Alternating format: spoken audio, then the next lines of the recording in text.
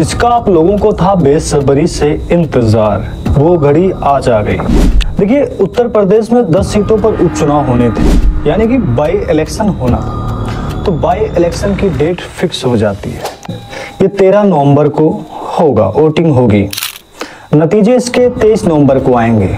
पर आपको सबसे आश्चर्यजनक बात यह है कि मिल्कीपुर में अभी चुनाव नहीं होंगे। अखिलेश यादव ने बीजेपी को चुनौती दी कि वह उत्तर प्रदेश में 10 उपचुनावों में उन्हें हराएंगे। इसलिए इससे बचने के लिए बीजेपी के सबसे अच्छे सहयोगी चुनाव आयोग ने मिल्कीपुर उपचुनाव स्थगित कर दिया। ये बड़ी अच्छी बात है। इंडिया गठबंधन वर्सेस बीजेपी प्लस चुनाव आयोग प्लस एड प्लस सीबीआई फिर भी हारेंगे। जी हाँ, फिर से सुनिए कि मिल्कीपुर में अभी चुनाव नहीं होंगे। वजह क्या बताई जा रही है? खास बात यह है कि चुनाव आयोग ने जो विज्ञप्ति जारी किया उसमें अयोध्या के मिल्कीपुर सीट विधानसभा सीट का नाम नहीं है। इस सीट पर उपचुनाव मिल्कीपुर के पूर्व विधायक बाबा गोरखनाथ ने याचिका के चलते नहीं हो पा रहा है। गोरखनाथ ने अयोध्या सांसद अवधेश प्रसाद के खिलाफ याचिका दाखिल की थी।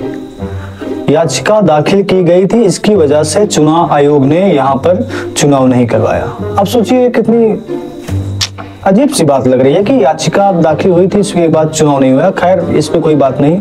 पर मैं अगर कुछ बताऊं तो हमारे बाबा जी ने वहां पर कई बार रैलियां की, कई सभाएं की, पर उनको लगता है या फिर उनके विचार हैं या फिर मेरे विचार हैं, चलो मेरे विचार मान लेते हैं, तो मेरे विचार हैं, मैं बाबा हूं तो मैंने कई बार अयोध्या में रैलियां की, कई बार वहां के लोगों को घोषणा सुनाई, कई चीजों का वहां पर वो किया, लोगों को फायदे दिए, कई स्कीमें निकाली गई। पर इससे भी मुझे लग रहा है कि मैं मिल्कीपुर का चुनाव नहीं जीत सकता। यानी कि उनको भी लग रहा है और मुझे भी लग रहा है कि ये लोग अभी मिल्कीपुर का चुनाव नहीं जीत सकते।